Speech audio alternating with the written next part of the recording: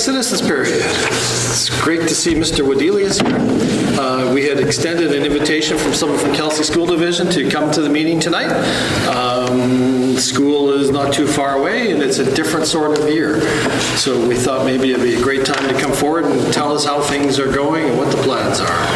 By the way, the new superintendent of schools is with me, Selena Mel, and she's been involved in some of the opening day planning the last couple of weeks that she's been here. Welcome. Welcome. Yeah, please, if there's room for the two of you to come forward. There's only one chair. I don't want to get into trouble.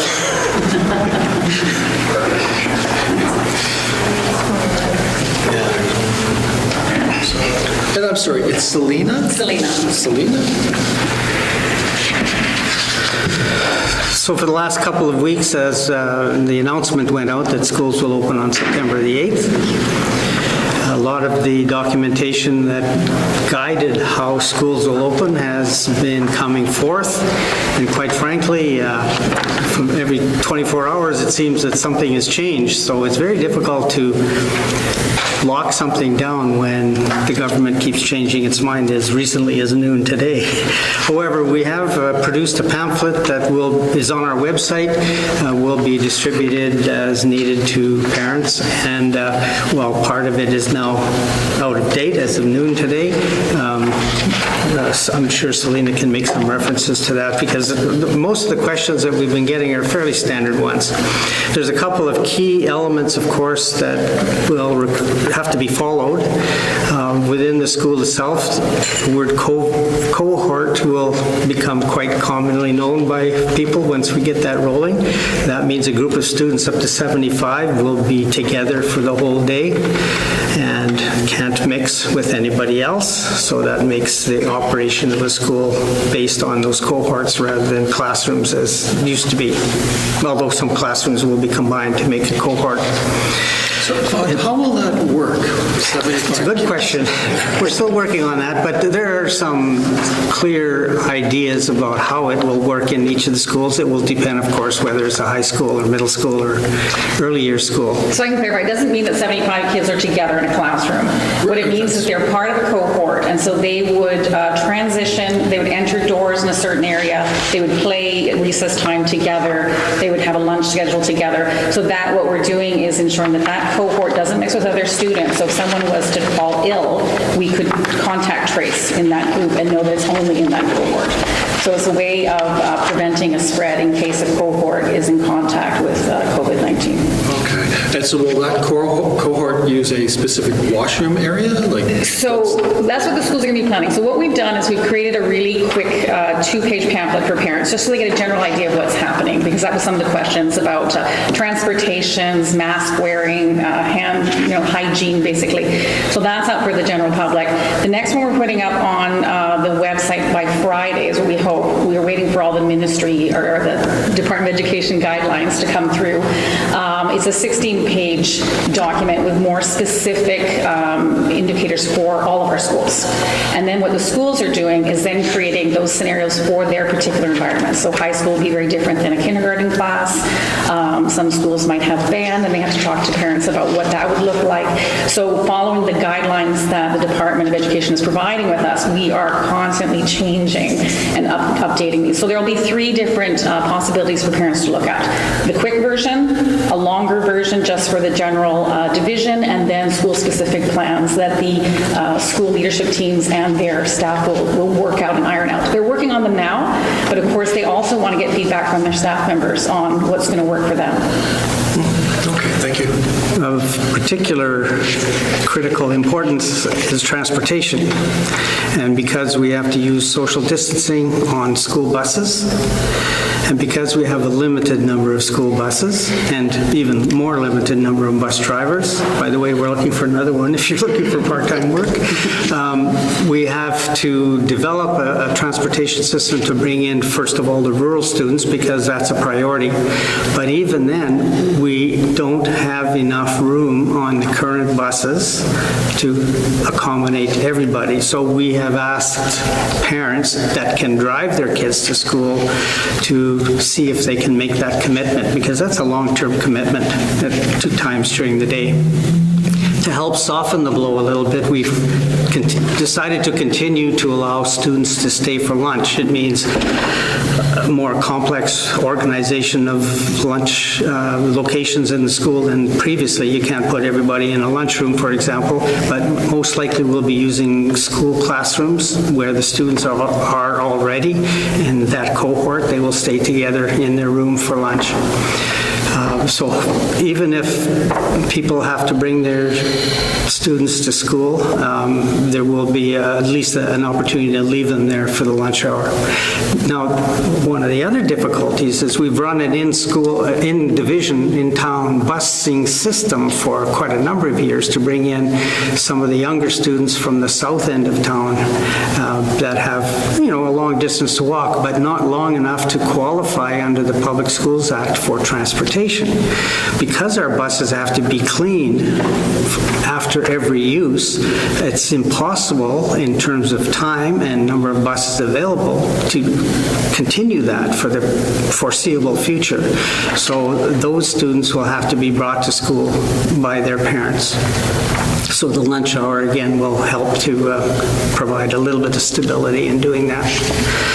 A related item to that is we've asked parents and announced on the radio this morning that if you are driving your children to school, the best location for students from MBCI, Scott Bateman, and Kelsey is not to go to the school to drop them off because the traffic is already congested, but to go, and I have to check this with you, I guess, to go into the arena parking lot and drop your children off there.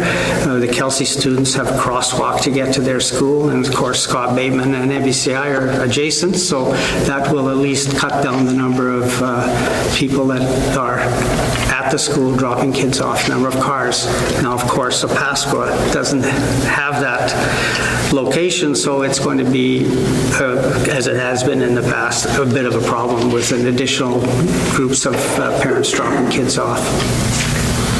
So that's one of the initial plans we came up with, but then the query was that, I guess near the arena, there's road work occurring. And so then we wondered what would happen with that transportation, having to disembark all these students, and where they could do that if that road is being repaired. And of course, our buses access Scott Bateman and MBCI off Smith Street too. Yeah. If you're going to have that all paid by this weekend, that would be nice. Yeah, it'll be a little while. Cathedral's looking pretty close. Cathedral's looking pretty close. They just have the aprons on the side roads into it. I would assume that they'd be done by September 8th. Oh, that'd be excellent if it was. Yeah, I would think, but I'm not the paver, so. Well, they have the one part from the arena to 7th Street done already. That's completed. Oh, Right in front of you. okay. Yeah, that's completed. I haven't driven down there lately. So in the busing, are they still talking about clusters, like The meeting about busing was this afternoon at 3:30, and one of the things they said is we can only have one cohort. Originally, they said they could have 2 contact cohorts. They said no, 1 cohort. So now what we have to do is go to each school and say, tell us who your cohorts are. We have to see who's on that bus. It's not just a matter of putting kids on a bus. It's what school are they going to? Is their family in the same cohort, or is it and so we have to try and fit as many kids as we can on those buses. That's one of the issues that we have is some of the buses, we can pack them, we can fit everybody on, and in others, because they're going to different locations, it's provide like one child is sitting on the seat because there's no one in their cohort. So there's some issues with that, is we're limited because of the guidelines. So in the cohort system that you're talking about, the cohort, you're not talking like those 75 would be in school on Monday and at home on Tuesday and then back in school? There are 3 scenarios now, because we don't have any students who tested with COVID and it's not in the community. We're on scenario 1, which is we're trying to run schools in a regular plan as much as possible, but enhancing hygiene procedures and protocols for distancing. We have found out today that the Premier announced that all students will have to wear masks now. This is now mandatory. It wasn't as of this morning. So kids in grades 4 to 12 now be required to wear masks in school, because we will not have the physical distancing for them that's required for them to be able to have their masks off. So this is a dilemma we have. So in the north, like north of the 53rd parallel to date, we have no cases. but we're still being included into the southern school divisions as to what's happening, right? These are provincial guidelines Yeah. that everyone is supposed to follow. And we have, of course, had some Yeah, I understand concerns that. because we have different situations, especially in small divisions like ours with a limited number of buses. It's just not easy to increase that. I have a question in terms of the cohorts and carpooling. How does that work? Well, parents can, of course, bring their children to school. That's not our responsibility. They take responsibility for that. And once they arrive at the school, then the children go into their Okay. cohorts. Okay, and with so many extra vehicles on the road due to, not everybody able to ride the bus, I guess another question that I have is, would the students have excusable lates? Or would they be penalized because after so many lates, you're kind of in trouble? Is that something that's been... I think we're going to be flexible. Yeah, we are, because part of this too, you have to imagine the first day of school, as busy as it is every year. Now we have this additional layer of what door am I supposed to be at, what's the procedure? So it's going to be slowed down a bit as we adjust. And we know that people coming in cars or vehicles now, there's going to be an adjustment period for how the traffic flows, where we go, there'll be some confusion. So, the attendance is very important to us, but we recognize that these are circumstances that are unusual for everyone. Everyone's going to adapt to it, and we'll be flexible with that. I mean, if you have someone who's tardy all the time, we'll have to look at that. But we'll work with the leadership teams and the teachers, and that's part of the planning they'll be doing early in September, is looking at that flow and seeing for their particular schools, where will it become a bottleneck potentially, or where do they need to have extra staff so they can help students. Thank you. The masks, now that they're required, is the province going to be paying for them? That's another unknown. So they had indicated that they would provide 2 masks per staff member and student, and that we needed to send our order in. And then they changed that today, that they wanted to have a monthly count that we also have to track. So every time each school hands out a mask for a student who's forgotten one, they'd like us to track how many we gave out each day and how many we have, because I think they're going to recall the ones that we don't use. I'm assuming. So that's a bit of it's an unknown again. The plans change depending on the department who's handling each area daily. So we'll have a transportation meeting, we'll have an update on the masks, we'll have an update on other areas. And so it's just every day something new or nothing new is coming forward, and we're trying to adapt to what the either guidelines or mandates. Now masks are now a mandate, so we must ensure that students have them. So we will have provision of masks on the bus, and there's a certain quantity we must have on buses to ensure that all kids can have one, and then in schools as well. And then we'll reorder, I guess, the following month. We've sent in our order numbers, and Are these reusable masks or they're the throwaway ones? So a new mask every day for a student? So we would be encouraging families to get their own masks that they can reuse as much as possible. And then those students that don't have the means to do that, or do forget, or don't have the supports, that we would have something for them. Without putting her on the spot, but with the mask that Councillor Atkinson is wearing, would that be sufficient for school use? Would that be acceptable? Yes. Yes? Okay. And you said that they had to have a new mask every day? The throwaway ones, or no, they could reuse those?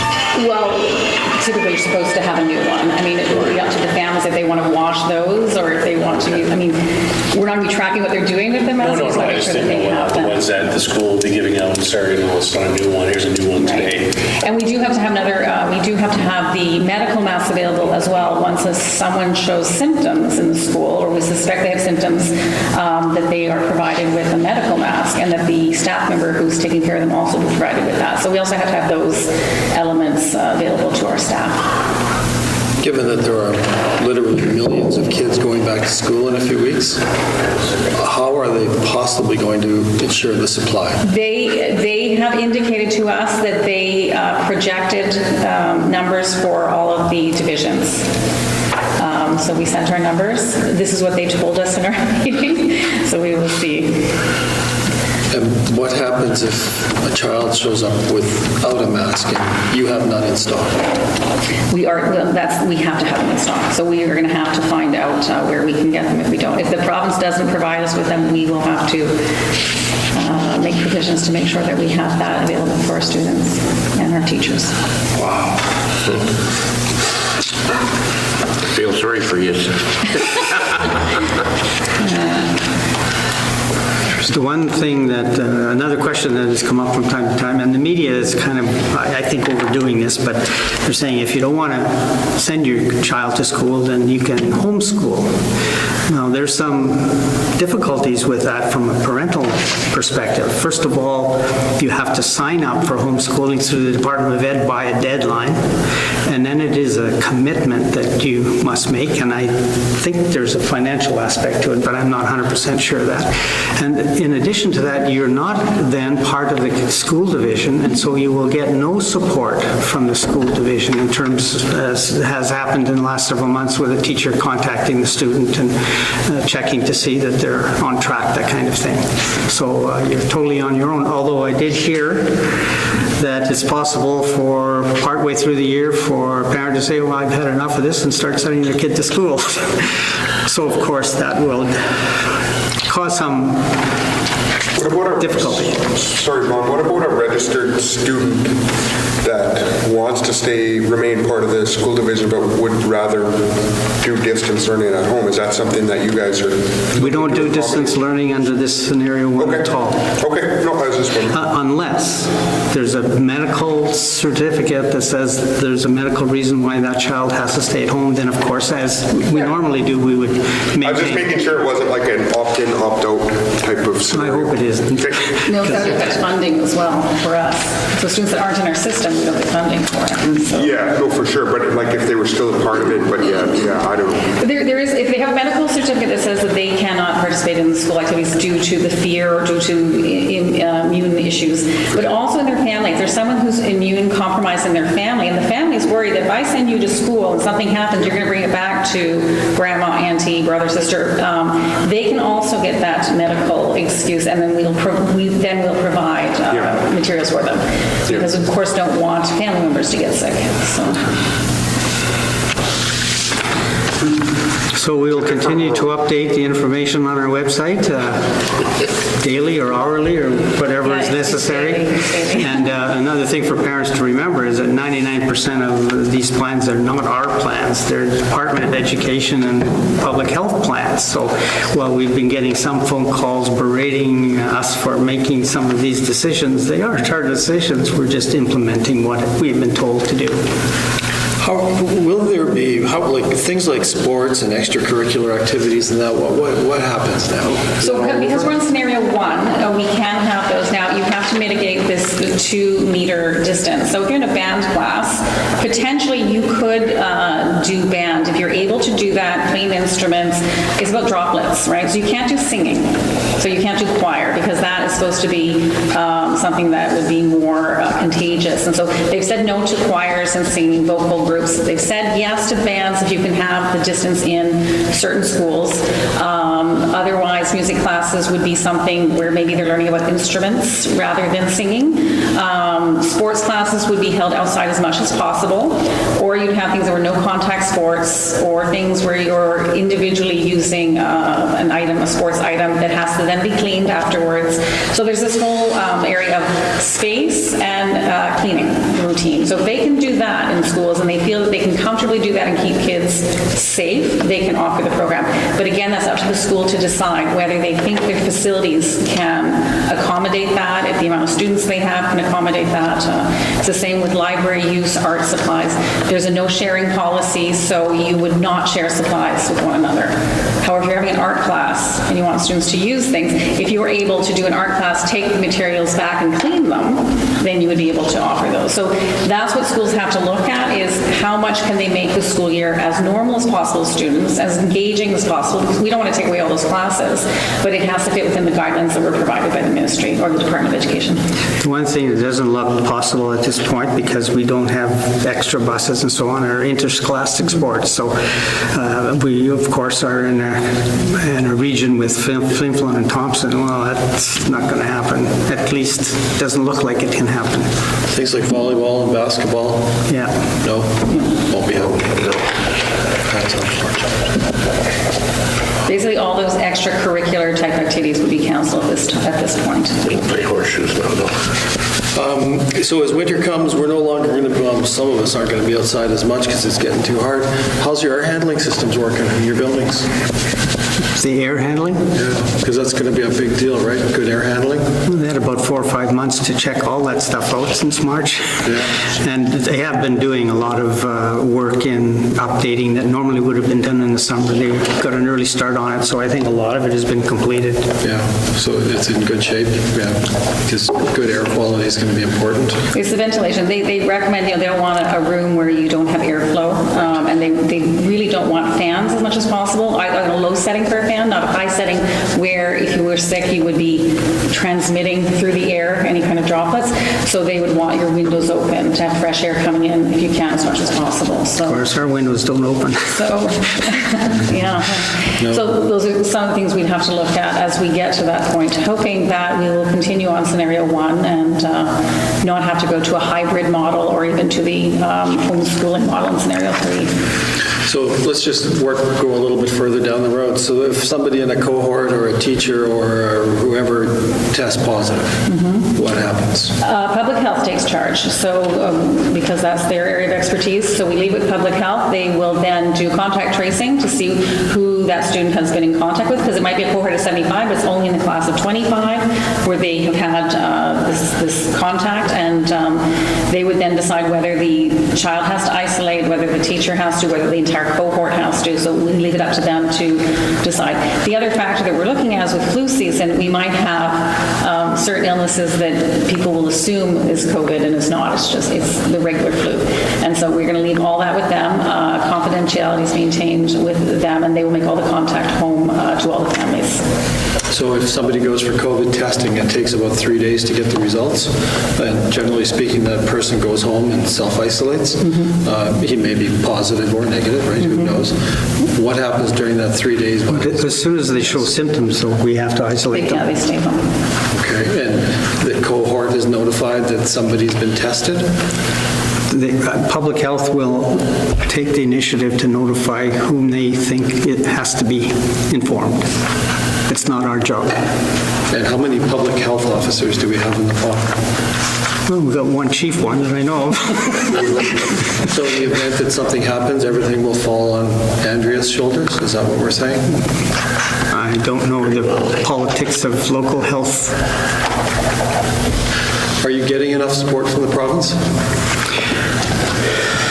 Well, in terms of number of meetings, we've been doing that all summer, 2-3 times a week, Zoom meetings, various levels and various kinds. So, and hopefully we're getting to the point where everything has been decided or almost decided, so we can proceed with some confidence that things aren't going to change tomorrow. I think my biggest concern would be the transportation and their understanding of rural life versus urban life, and what the options are for students in an urban setting and a rural setting. And if we cannot provide transportation for all of our students to get to school, there are no other options for them. There's no other bus or train or metro for them to get to school. And when temperatures fall into freezing zone and students are walking from far away, now we have risks for those students. And so those are the kinds of issues for rural schools that are concerned to me for the students. And so we have to have more talks with them. I mean, we're not the only rural site that will be saying this, and there was a lot of conversation from rural school divisions talking about transportation because they're not quite understanding the reality of our busing situation. It's my understanding OCN is going to go half days, split the classes in half or something, some in the morning, some in the afternoon. I saw some reference to that. I think that was for high school. Yeah, something about that. So is there any discussion of splitting classes like that? Only in scenario 2. Only in scenario 2? Fortunately, our high school is large enough that we should be able to accommodate the students that are there with spacing and whatever. There are some glitches that have to be looked at, but we're in better shape than we would have been 20 years ago when the population was quite a bit higher. And in scenario 1, they talked about a lot of, they wanted to go back as normal as possible. The suggestion of a staggered start or a half day or, 9s and 10s go Monday and 11s, 12s, the government ministry would prefer not to do that. They wanted to go back as normal as possible. We could argue that all day long, but they wanted to go back as normal as possible and see. And then there was another group saying they'd rather do a staggered start to kind of work out some issues that they may not have identified at the beginning if they'd stagger it. So so I guess we'll see. So Mary Duncan doesn't fit in this, right? Mary Duncan has more space for the number of students that it has, so they still have to follow the guidelines, but it's quite easy for them to do that. So should you not have space in Scott Bateman or Pasco or something, could you use some of the space in Mary Duncan? It's like putting kindergarten in high school. Well, I know. It wouldn't work. Okay. I mean, no, I'm just the thinking students are in, space-wise so that... Yeah. No, the students are in Mary Duncan for a reason, and their program is completely different from the regular scheduling and so on. So, and there's space there, but I think they will need most of it because a lot of it is childcare, early childcare. Teachers are up to speed on the plans? No, because it was a holiday. And a lot of the guidelines have come through just recently, so they've been changing them over the summer. Now, the school leadership teams or administrative teams are to meet on September 1st. That's just not enough time for them to plan. And then following that, 2nd, 3rd, 4th is the meeting with the teachers and the support staff to review the plans. That's what we're kind of trying to do it now and look it over. I'm meeting with some of them tomorrow because they don't want to wait till September 1st. They want to try and discuss all these kinks before we get to that point, and then they can share with their staff and get the feedback that's required. So we're working on it ahead of the schedule, I guess, and the staff are coming in to do that.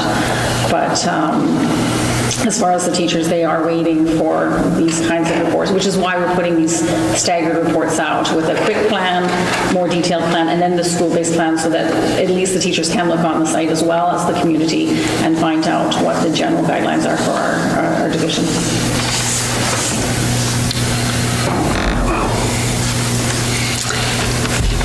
Okay? You got your hands? I'll leave a copy of the pamphlet here. So. If there's anything the town can do, let us know. Right? We talk to government people all the time. If there's something we can do, let us know. Sure thing. I don't know if council had any other questions for them? Good luck. All right, thank you.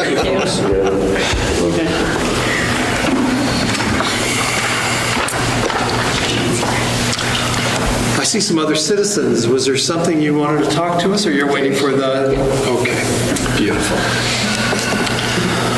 All right, moving into reports and such. Planning and development, variation, 631.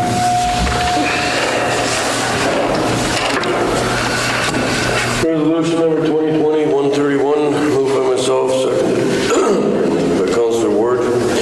Be resolved that council approve variation application 03-2020 submitted by Michael O'Rourke to vary the following in order to legalize the 8 existing signs located on the building and the addition of a 9th sign being 10 by 20 feet.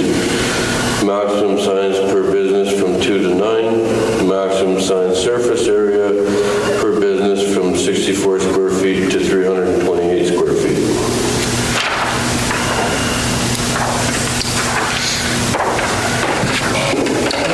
this is from the variation hearing we had just a little while ago. Did council have any questions, comments, discussion? No? Okay, then we'll call the question. All those in favor? Opposed? Did you vote, Bill? Yeah. Okay, I didn't see your hand. Okay, carried.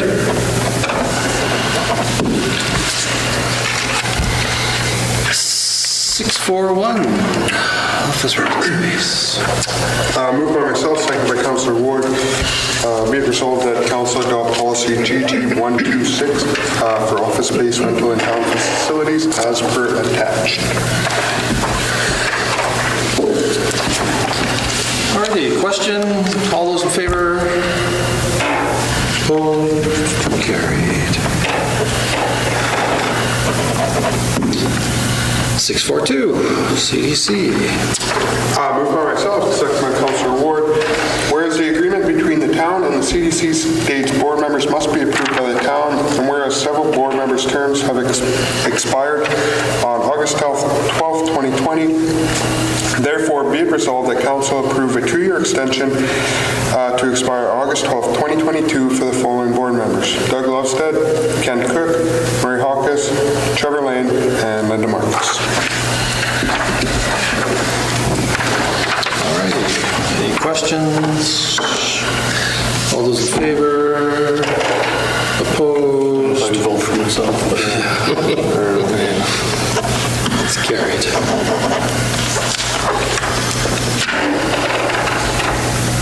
643. Moved by myself, second by Councillor Ward. Whereas due to the COVID-19 pandemic, many property owners are facing financial challenges.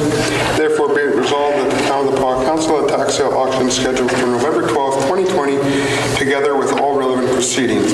Be it further resolved pursuant to S-369-2, a notice of the adjournment be posted in the municipal office.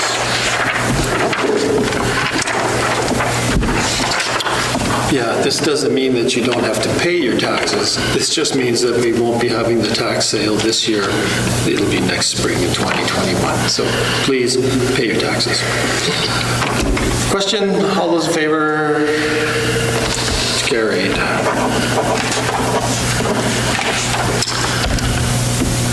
644. So this is a new item. We added on here. We talked about it a little bit, getting into a cost-sharing arrangement with Manitoba Water Sewer Board for that engineering. The deal was sweetened a little bit when it came back. It was 60-40 instead of 50-50, which is great. I'd like to go ahead and get that ball moving. Yes.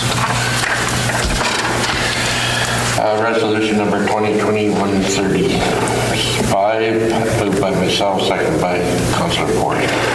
Resolved that council approve the cost-sharing agreement with the Manitoba Water Services Board for the feasibility study for the water treatment lagoon upgrade. Be it further resolved that council approve the Manitoba Water Services Board estimate of the study budget.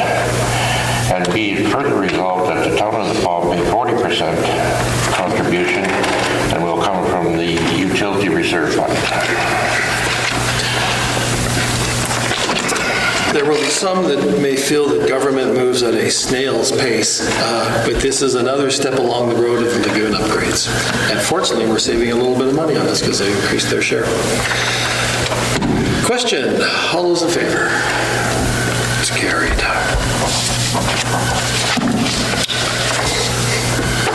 645, zebra mussels. Zebra mussels joint resolution for AMM.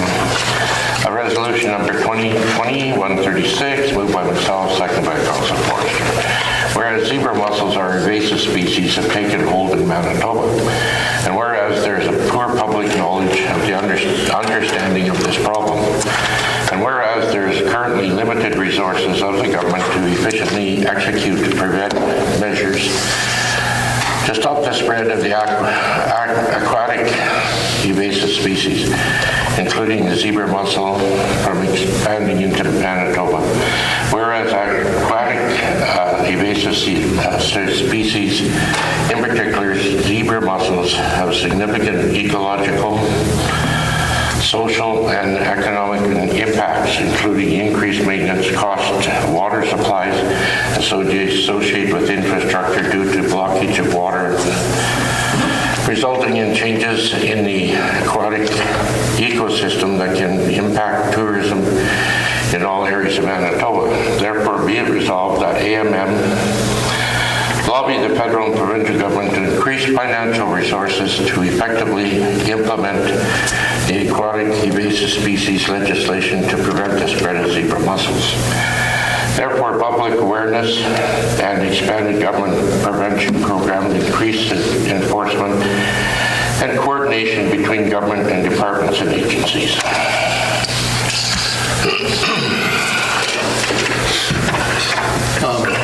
I'm on the AMM Resolutions Committee, and the agenda is out. I don't remember seeing this on the September meeting agenda. So if we could get it to them quickly, we can still get it on the agenda. Question. All those in favor? That's carried.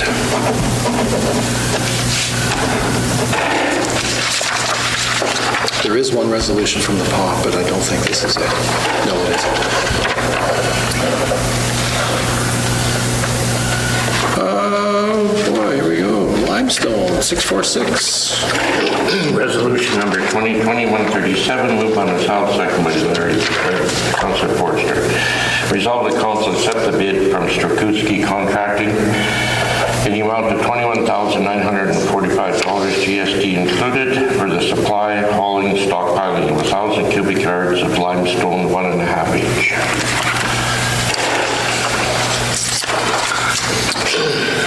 Alrighty, question? All those in favor? It's carried.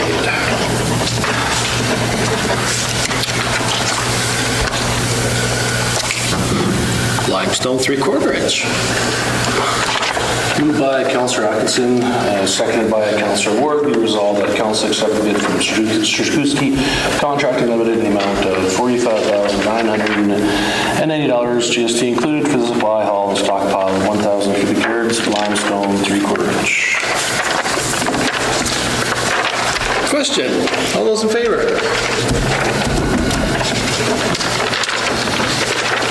This is exciting, isn't it?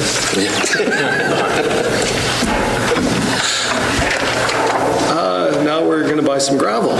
648. Resolution number 2020-141. No, wait. Oh, sorry, wrong one. I know. It's exciting. Contain yourself. Resolution number 2020-139, moved by myself, seconded by Councillor Ward. Resolved the council accept the bid from Lakeshore Landscaping in the amount of $18,392.50, taxes included, for the supply, haul, and stockpile of 1,000 cubic yards of Type 1 gravel. Alrighty. Question. All those in favor? Carried. All right, 649, asset management. So I stuck this on here. We've been working pretty closely with Jackie from the CDC. She's been putting in some time trying to get our asset management grant organized and submitted. One last step before we send it in was to get a resolution from council because there may be a small cost, 20% portion for the town to cover. As you know, this is something that's being demanded by the federal gas tax fund regardless, so our compliance is required. We need to keep moving forward on this, and it's going to be good for the town long run anyway. So.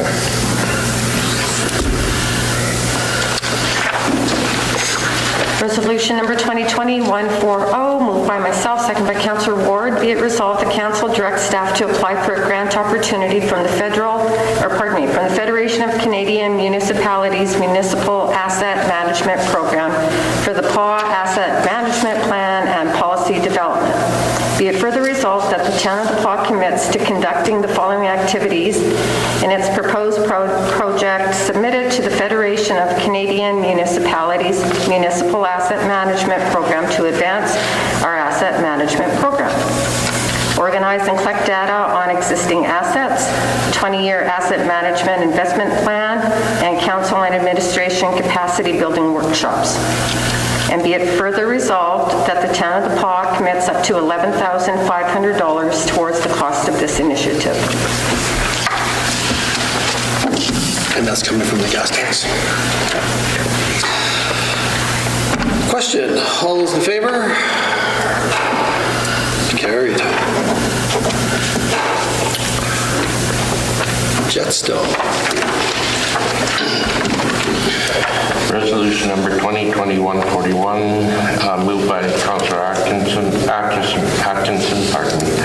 and second by Councillor Zelinski. Resolved that council accept the bid from Danielle Trucking in the amount of $27,552, taxes included, for the supply and haul of stockpile of 200 cubic yards of jetstone, and that's for the airport.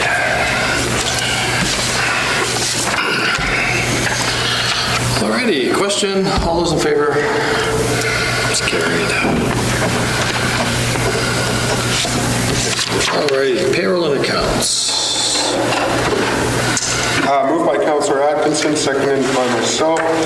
Be it resolved that council authorize the following accounts. Pay period number 15 in the amount of $116,121.70. Pay period number 16 in the amount of $116,156.49. General check numbers 25067 to 25093 and 25095 to 25098 and 25100 to 25163 and 25165 to 25197 in the amount of $511,400.71, and EFTs in the amount of $167,990.29. Great.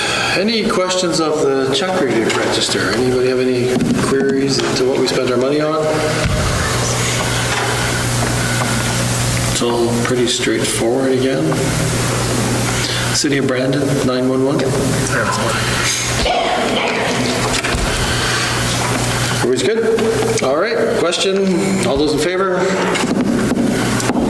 Carried.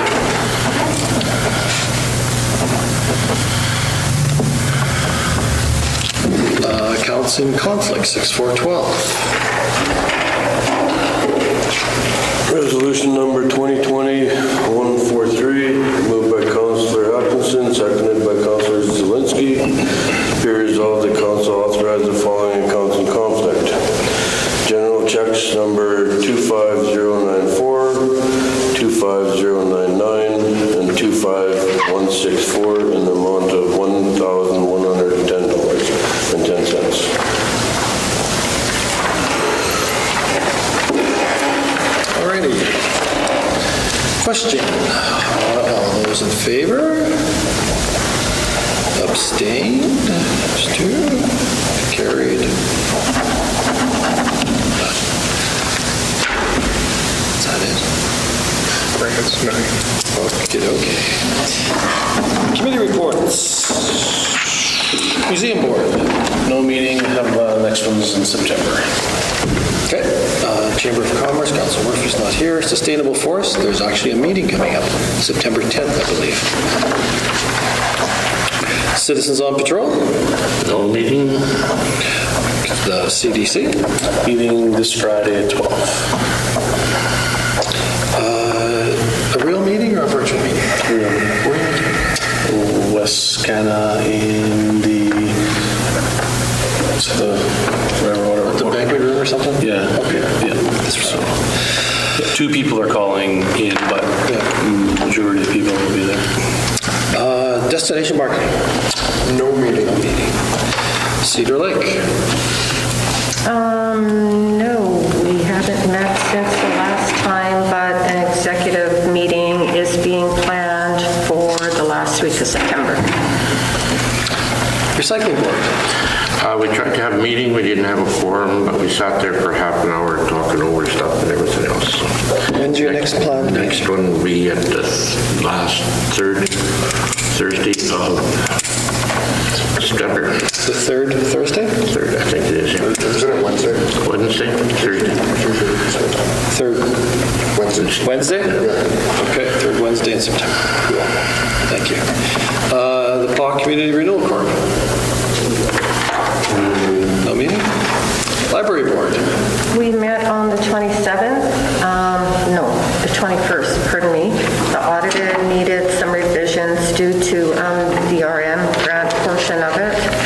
Here's a copy of the minutes for that, and I also have a copy of the reopening strategy that is being implemented in terms of opening up the doors.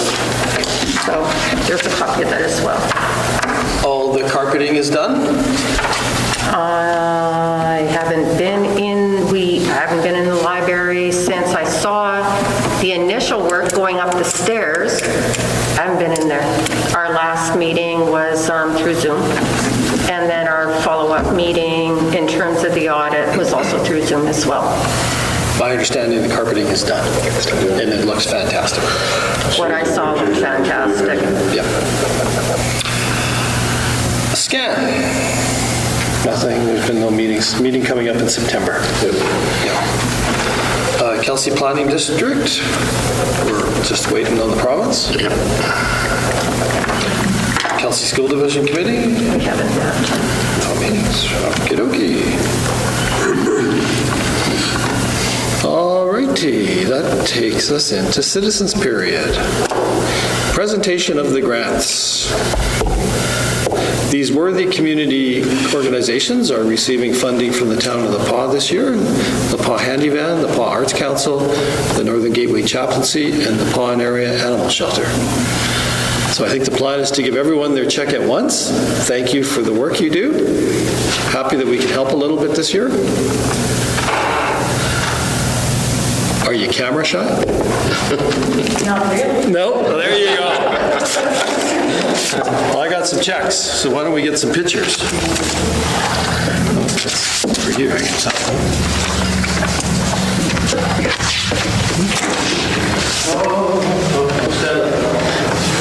Why don't we do everybody at once? Okay? You're with which group? Northern Gate. Yeah, there. Come on, don't be shy. Arts Council? Nobody here from the Arts Council? I just thought you were. Oh, wait, let me give you this one. Okay, now we're social distancing. Everybody touch elbows. Okay. We meet together.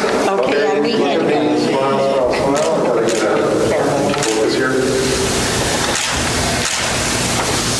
Can everybody just, Herb Val, sorry, what's your name? My name's Jan McDonald. Jan McDonald, I've talked to you before. Your Arts Council? Yeah, Val, what are you accepting yours for? handyman. Handyman. And Lorraine, it's for? Northern Gateway Community Chaplaincy. Sorry, what's your name again? Betty Olson. Mrs. I'm Olson, chair of right, the yeah, chaplaincy. okay. Yeah. We'll do that Are you accepting on the I'm just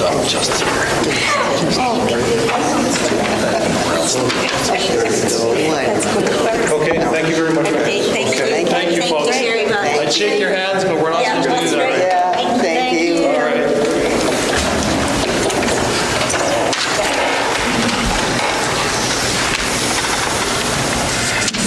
Can I clear a room or what, eh? Hand out some money. Give them a check and they all leave. We have nothing for committee of the whole for this portion of the evening's festivities, so I guess a motion to adjourn.